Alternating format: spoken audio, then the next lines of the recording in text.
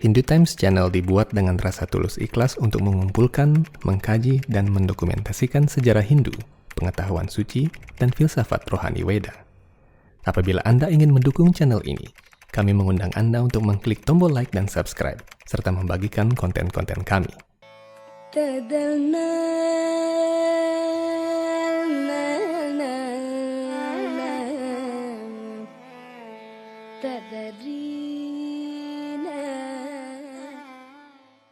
Om Swastiastu.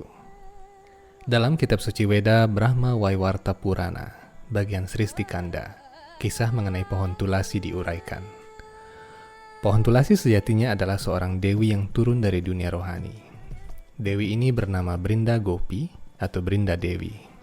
Tuhan membuat sebuah skenario ajaib agar Dewi Brinda turun ke bumi dan membantu umat manusia, para dewa dan para leluhur agar dapat disucikan dari pencemaran duniawi.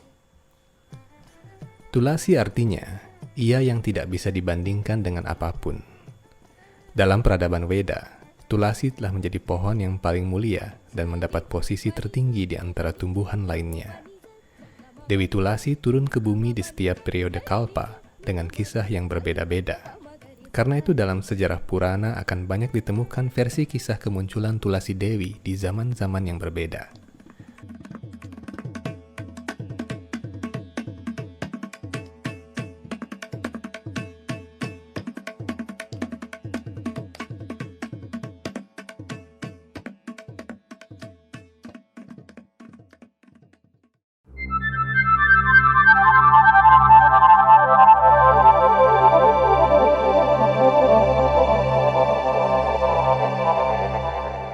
Tulasi Dewi pernah muncul sebagai hasil pengadukan lautan susu.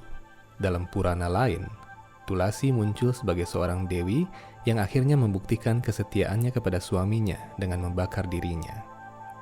Karena kesetiaannya, Sri Wisnu memberinya anugerah menjadi pohon yang patut dipuja oleh seluruh alam semesta. Tulasi hendaknya tidak pernah boleh dipersembahkan kepada siapapun, baik para dewa, manusia, leluhur atau makhluk lain selain kepada Tuhan Sri Krishna, atau ekspansi beliau seperti Vishnu, Narayana, atau semua awataranya.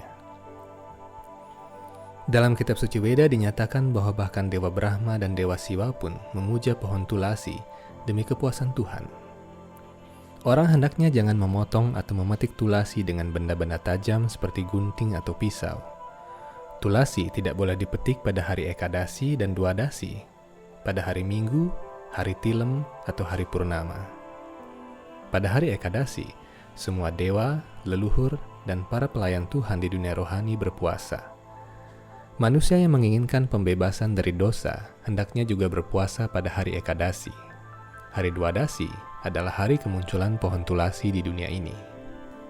Daun tulasi yang masih sukla atau belum dipersembahkan tidak boleh langsung dimakan. Tulasi yang sudah dilungsur akan menjadi prasadam yang menyucikan setiap makhluk hidup. Jika seseorang tidak sengaja menginjak pohon tulasi, hendaknya ia bersujud memohon maaf dengan menyentuhkan dahinya ke tanah. Karena tulasi adalah penyembah Tuhan yang sangat dicintai oleh Tuhan, tatkala pohon tulasi tersakiti, dinyatakan bahwa rasa sakit itu juga dirasakan oleh Tuhan sendiri. Banyak orang juga menggunakan kayu tulasi sebagai kalung, tasbih, atau perhiasan lain. Menurut aturan kitab suci Weda, menggunakan kayu-kayu tulasi sebagai perhiasan tidak boleh sembarangan. Menggunakan kayu tulasi sebagai kalung sesungguhnya bukanlah suatu bentuk perhiasan, namun salah satu wujud bakti. Kalung tulasi dipakai bukan untuk menolak bala atau menolak black magic. Kalung tulasi dipakai seseorang untuk mengingatkannya pada kewajiban baktinya kepada Tuhan. Orang yang menggunakan perhiasan tulasi haruslah menghindari perbuatan berdosa. Antara lain, tidak boleh membunuh makhluk hidup lain, baik manusia maupun hewan, tidak berhubungan suami istri di luar nikah atau berzina, tidak berjudi, dan tidak mabuk-mabukan. Disarankan sebaiknya seseorang juga mengucapkan nama suci Tuhan sambil menyentuh kayu tulasi. Jika seseorang yang menggunakan perhiasan kayu tulasi melanggar syarat-syarat yang telah ditentukan, orang tersebut telah melakukan kesalahan kepada tulasi yang disebut aparad. Dalam kehidupan selanjutnya, orang tersebut bukannya akan maju rohani, namun akan mengalami kemerosotan sesuai tingkat kesalahan yang pernah dilakukannya terhadap tulasi. Karena Tulasi Dewi muncul pada setiap kalpa, kisah kemunculannya pun berbeda-beda. Ada 2 kisah mengenai kemunculan Tulasi Dewi. Kisah pertama dirangkum dari bagian Sristikanda dari Weda Brahma Waiwarta Purana, dan kisah kedua dirangkum dari Siwa Purana. Kisah dari Weda Brahma Waiwarta Purana dikenal sebagai Tulasi Goloka Lila, sedangkan kisah dalam Weda Siwa Purana dikenal sebagai Vaikunta Lila. Dikisahkan di dunia rohani, ada seorang gopa atau gembala sapi bernama Sudama. Karena melakukan suatu kesalahan, Sudama dikutuk turun ke bumi menjadi seorang yang bertabiat jahat. Ia dikenal dengan nama Sankacuda.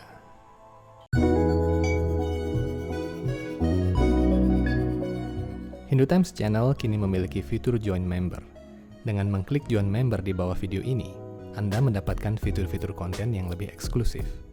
Anda dapat memilih salah satu di antara 3 fitur member kami, yakni Kanista, Madhyama, dan Utama, sesuai kebutuhan Anda.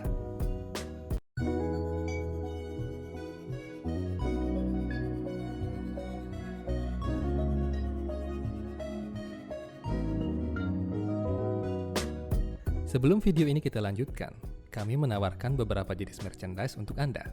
Kami menyediakan t-shirt, tote bag, dan majalah Hindu Times edisi 13 hingga 15. Untuk membeli secara online, silakan klik link pada kolom deskripsi.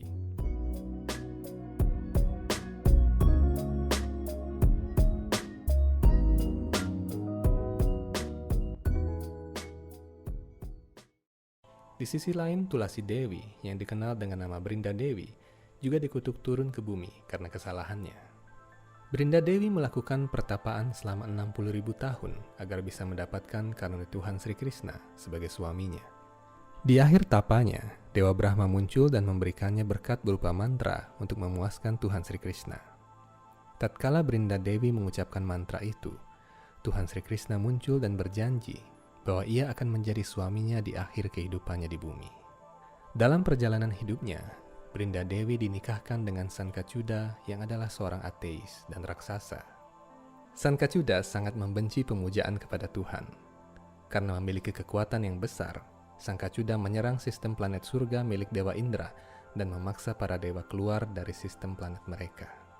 Rahasia kekuatan Sankacuda adalah karena kalungan bunga yang setiap hari dibuat oleh istrinya. Kalungan bunga itu terlebih dahulu dipersembahkan kepada arca Tuhan Sri Krishna, dan lungsurannya atau prasadamnya dikalungkan di leher suaminya.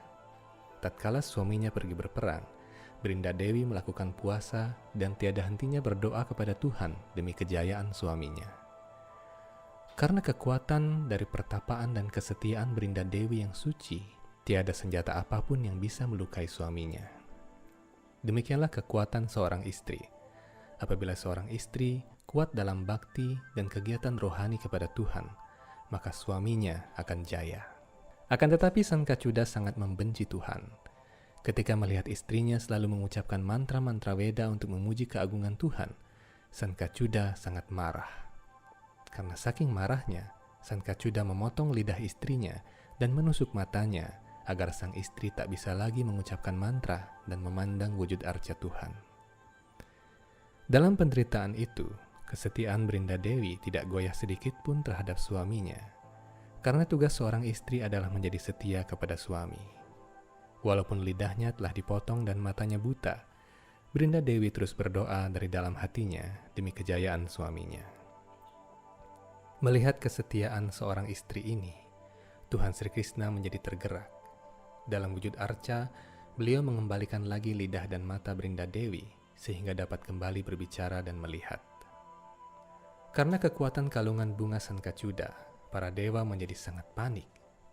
Dipimpin oleh Dewa Siwa dan Brahma, mereka semua pergi menghadap Tuhan Sri Krishna di dunia rohani dan memohon pertolongan. Tuhan akhirnya berkenan turun dan mengambil wujud sebagai Sankacuda yang palsu. Melihat Sankacuda palsu ini, Brinda Dewi menghentikan doa-doanya di hadapan arca dan berlari menyambut sosok yang dikira suaminya itu. Hal ini memberikan kita pelajaran bahwa seorang istri yang setia hendaknya tidak menerima tamu laki-laki jika suaminya tidak berada di rumah. Karena doa-doa suci Brinda terhenti, Sankacuda asli yang tengah berperang mengalami masalah. Kekuatan kalung bunga Sankacuda pun lenyap, sehingga Dewa Siwa dengan mudah memenggal kepalanya. Ketika mengetahui bahwa yang diajaknya bukanlah suaminya melainkan Tuhan Sri Krishna sendiri, Brinda Dewi merasa sangat kecewa dan sedih. Karena pertapaan dan kesetiaannya sebagai seorang istri, Tuhan berkenan menerima semua luapan kesedihan dan kemarahannya. Tuhan Sri Krishna rela menjelma menjadi batu. Batu ini disebut salagram sila. Salagram adalah salah satu bentuk arca Tuhan yang terbentuk secara alami. Salagram ini memiliki gambar alami seperti cakra, gada, bunga padma, dan trompet kerang atau sangka. Di sisi lain, badan Brinda Dewi menjelma menjadi sebuah sungai bernama Gandaki atau Gomati. Di sungai itu kemudian tumbuh pohon tulasi yang suci. Siapapun yang cukup beruntung bisa mendapatkan batu salagram di tepi sungai itu, di bawah pohon tulasi, maka dia akan menjadi orang yang paling beruntung di dunia. Brinda Dewi sendiri kemudian pergi ke dunia rohani dan kembali kepada Tuhan Sri Krishna. Demikianlah kisah ringkas kesetiaan Brinda Dewi yang bahkan dapat membuat Tuhan sendiri luluh dan berkenan. Dalam kitab suci Weda dinyatakan, hendaknya seorang istri setia kepada suaminya dan pada saat yang sama menjadi penyembah Tuhan yang tekun. Atas doa dan kesucian istri, sang suami bisa mendapatkan segala kejayaan dan kemasyhuran. Demikian pula atas ketekunan istri berbakti kepada Tuhan, suami bisa didorong agar menjadi tekun dalam rohani, sehingga keduanya terselamatkan dan dapat mencapai Tuhan. Jika kehidupan suami istri tetap terjaga dalam bakti kepada Tuhan, hubungan itu bisa menjadi kekal hingga sampai di dunia rohani. Demikian kisah Golokalila dari Tulasi Dewi. Sampai jumpa dalam kisah-kisah rohani lain hanya di Hindu Times Channel. Om Santi Santi Santi Om.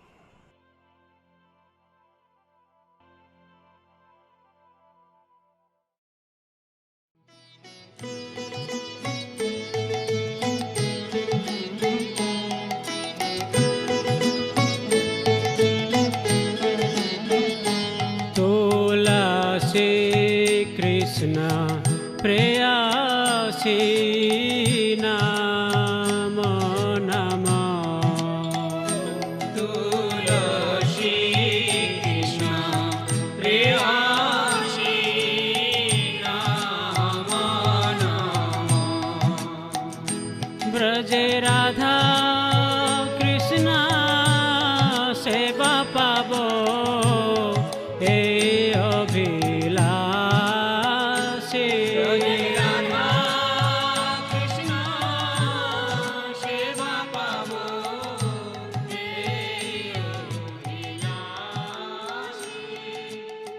जेतो